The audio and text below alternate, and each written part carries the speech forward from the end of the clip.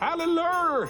Welcome back to ADHD Whiskey. My name is Matt, and welcome to the third day of the Minnesota Whiskey Elite ADHD Whiskey Blind Whiskey Tasting Advent Calendar of Love and Whiskey.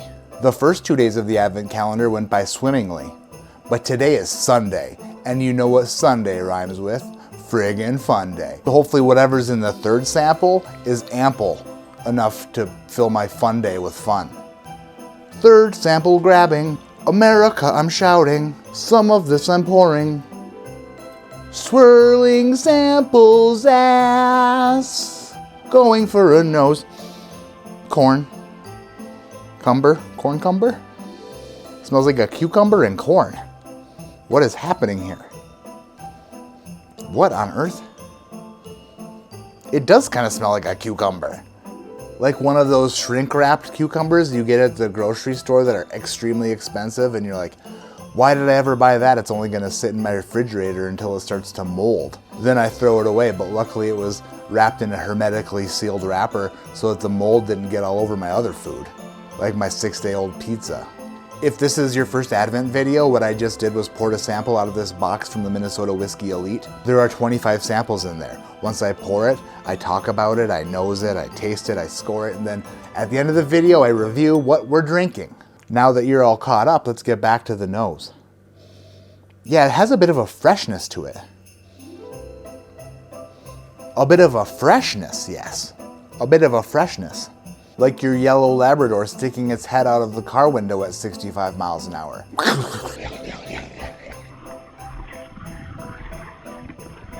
Extra freshness. It's like a crisp, fresh cob of corn that has like some melted, delicious butter on it. Deliciously buttered fresh corn cob. I think I've talked about fresh, crisp vegetables long enough. Let me put my nose back in here to see if I can produce some more tasting notes. A sprinkle of like Kool-Aid powder. This is just a very crisp, outdoorsy whiskey. It smells like fresh linens if you washed your linens in bourbon. I would say that this is definitely a bourbon. It's an American spirit. Day number 3, down the chimney. Oh.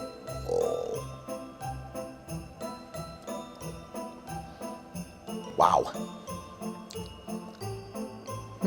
Another slightly nutty bourbon. The palate kind of reminds me of a Jim Beam product, almost like a Booker's-ish profile, but the nose is not Booker's-ish at all. I'm not picking up any nutty on the nose, but I am the nutcracker on the palate. Let's go in for another sip to see if I can diagnose and distinguish what I'm tasting here. There's some pie crust, some cinnamon, some nuttiness. It's almost like a pecan pie if the pecans were like cross-engineered with other types of nuts that were nuttier than pecans.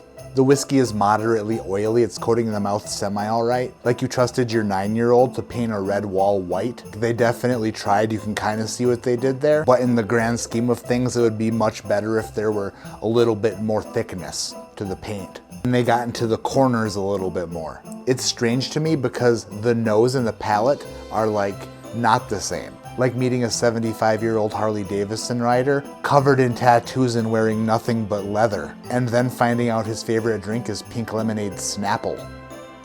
Who would have seen that coming? I'm guessing it's a bourbon. There is some slight oaky notes to it, probably 6 to 8 years old and 110 proof. Distillery, Jim Beam, Heaven Hill. It could be like a Nutty Barton. I've had some Nutty Barton before, but I do not know. So the only way to know is for me to grab the envelope and reveal the pour, but not before I give it a score. And today, this whiskey receives a score from me of a good score. It's a 7.2. It's good. It's good. If I would imagine this is probably like a $60 bottle. Oh my gosh, what if this is Calumet 8 year?